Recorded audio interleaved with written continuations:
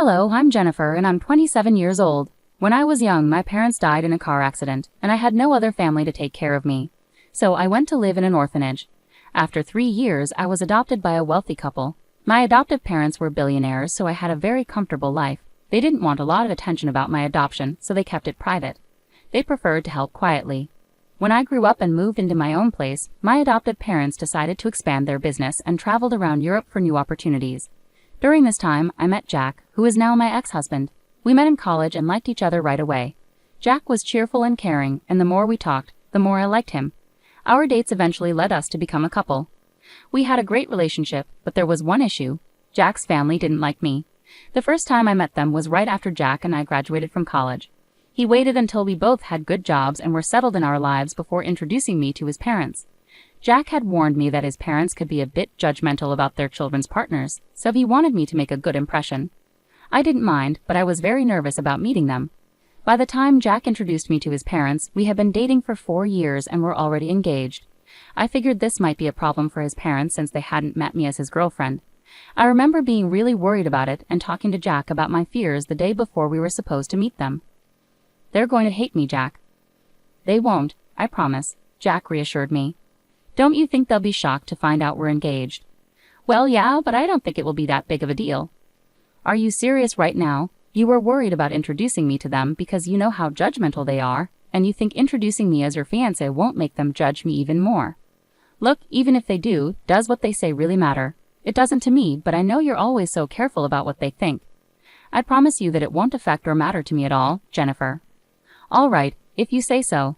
But do you think maybe we should just not tell them we're engaged and then like a month or so later, we should tell them? Would that make you feel better about this whole thing? Because I have no problem with either option." "I think we should hide it just in case. I'll do anything to get on their good side." "You have nothing to worry about. I'll be there with you no matter what." "Thanks, Jack." The reason I was so anxious was because every time I suggested Jack tell his parents about me, he made a big deal about them not approving. Now I understood why. Jack's family was very wealthy and loved luxury. They wanted the same for their children and only accepted their dating choices if they came from wealthy backgrounds, equal or richer than theirs.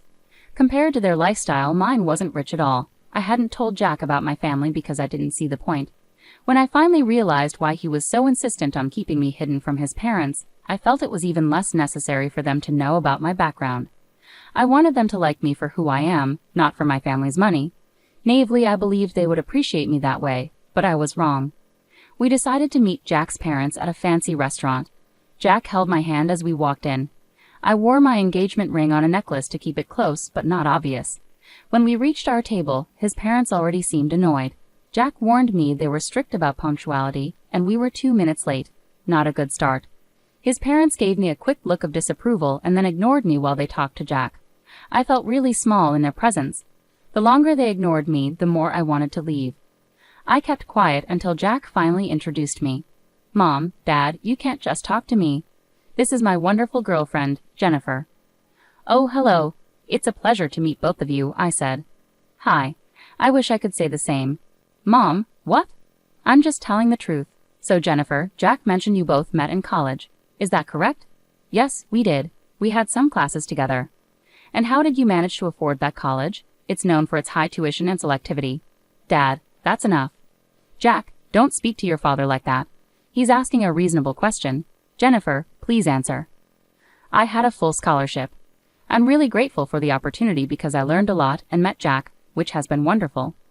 "Well, meeting Jack must be one of the best things that's happened to you. He's wealthy and you seem to need that kind of money. At least you're smart because your looks aren't all that impressive, you know."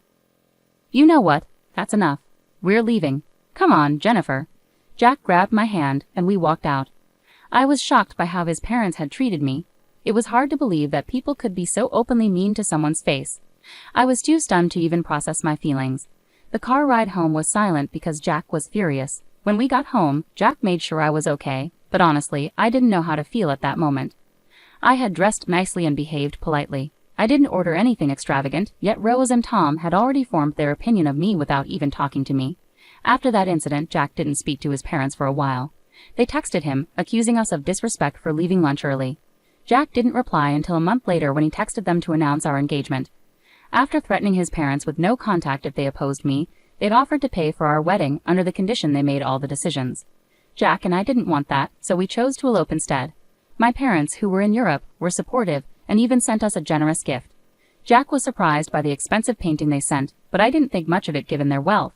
After getting married, we attended a party hosted by Rose and Tom to celebrate their anniversary. Despite their previous disapproval, I was actually glad they invited me.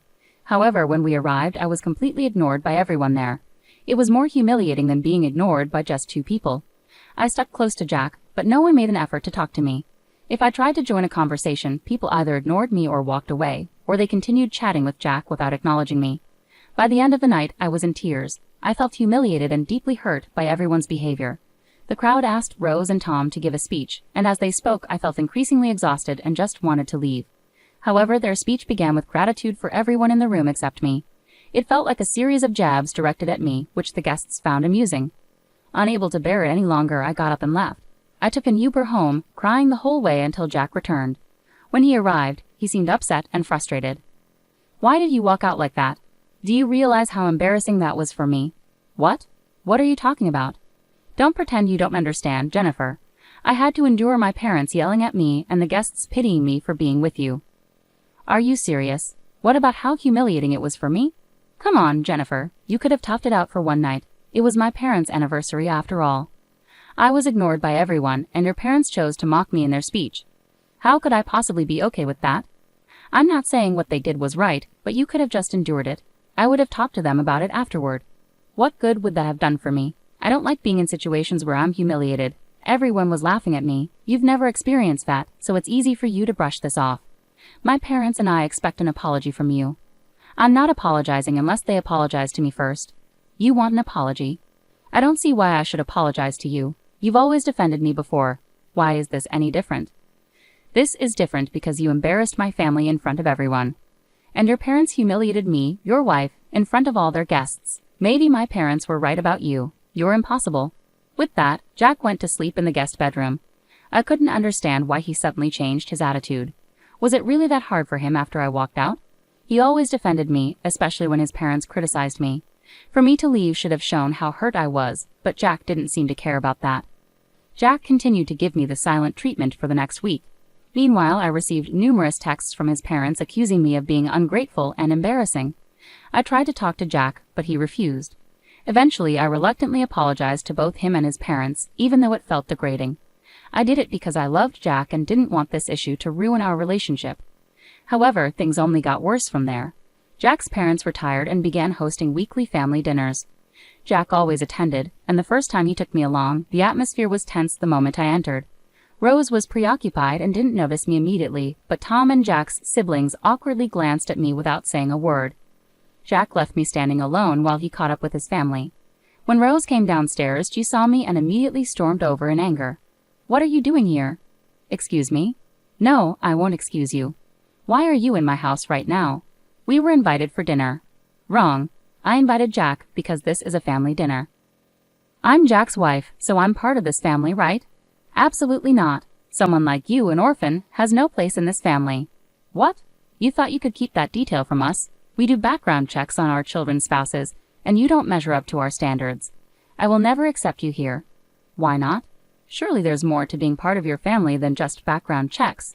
You're not attractive and you're not wealthy. You could never fit into our social circles. Why are you so focused on superficial things? Are you afraid I'll damage your reputation just by being myself? Doesn't my making Jack happy matter to you? If happiness made money, everyone would be rich. This is why you don't belong with us. Maybe I'll never be as superficial as the rest of you because I care about who people really are. You never gave me a chance before judging me. I'm glad I don't fit in with you." "Jennifer, that's enough. Here's some money. Get yourself an Uber and leave." I stared at Jack in disbelief as he handed me the money. Tears welled up in my eyes as I walked out and cried in the Uber again. I couldn't understand why Jack had changed so suddenly. Was he trying to appease his parents after the party? Whatever it was, I felt hurt and angry at him. He stood by while his parents insulted my past, something he usually defended me from. I wanted to scream and shout, but I knew it wouldn't help. Instead, I walked away. I reflected on whether I had said anything wrong, but I couldn't see how. I was just standing up for myself, calmly at that. Jack continued not to speak to me after he came home. My heart was breaking, and I felt utterly alone. I knew he expected me to apologize again, but I couldn't bring myself to do it like last time. Rose had insulted me deeply, and Jack seemed angry at me for it. If anything, I felt like he owed me an apology. For the next 2 weeks, Jack and I didn't talk. It was tough at first, but I eventually got used to it. His family's dinners continued, and I found myself home alone most evenings, which honestly didn't bother me. Hey Dad, hey Mom. Things aren't going well. Why? What's wrong, sweetie? If you need help with anything, just let us know. I don't think this is something you guys can help with, but thanks for offering. Where's Jack? Isn't he helping? That's the issue. He's part of the problem. Could you explain what's going on, sweetie? Well, his parents are wealthy and very snobbish. Oh, we can't stand people like that. Tell me about it. Anyway, they saw me as some poor girl who could never measure up to their standards or fit into their elite circles, so they made a point to humiliate me every chance they got. Damn, that's awful. Oh, and last time I was there, Jack's mom decided to insult me by calling me an orphan. That woman, I want to give her a piece of my mind. How dare she say that about my precious child? Don't they know about us? And what has Jack been doing through all this? I didn't tell them about you guys because I knew it would change their opinion of me, and I wanted them to like me for who I am, not for my background. And as for Jack, he's taking their side. He thinks I was out of line for standing up for myself. Honey, are you sure this is the man you want to be with? I love him a lot, but this isn't how I imagined things. We haven't spoken in 2 weeks, and surprisingly, I'm okay with that. All right, sweetie, I'll connect you with one of my friends there. Don't worry about us not being able to help. Actually, we might be able to help you get some sweet revenge. Huh? What do you mean? Your dad and I are coming there next week. We originally planned a vacation for you and Jack, but now it'll just be us. More time for us to do things together, I suppose. Really? Oh my God, I'm so excited to see both of you in person again. That lifted my spirits. Finally, I felt happy after so long. The three of us continued chatting. Dad discussed his plan to assist me. Eventually, he asked about the location of these dinners Jack's parents hosted. As far as I knew, they alternated between their home and restaurants. Conveniently, the upcoming week's dinner was scheduled at a restaurant. I needed to find out where exactly it would be held so I could tell my parents.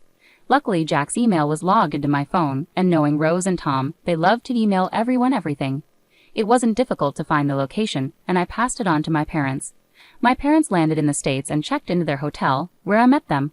We had lunch together, and then they treated me to a spa day they paid for because they thought I deserved it. Meanwhile, my mom's lawyer friend helped me start the divorce process. Later, my parents walked into the restaurant where Jack and his family were dining. According to Dad, as they approached the table, Tom and Rose started whispering to each other, recognizing Dad. Mom later told me how their conversation unfolded. Hello. Oh my gosh, Mr. Burns, what brings you here? Oh, I just happened to see some familiar faces and thought I'd drop in to join you for dinner. Familiar faces? Who are you referring to, Mr. Burns? Well, I see Jack here.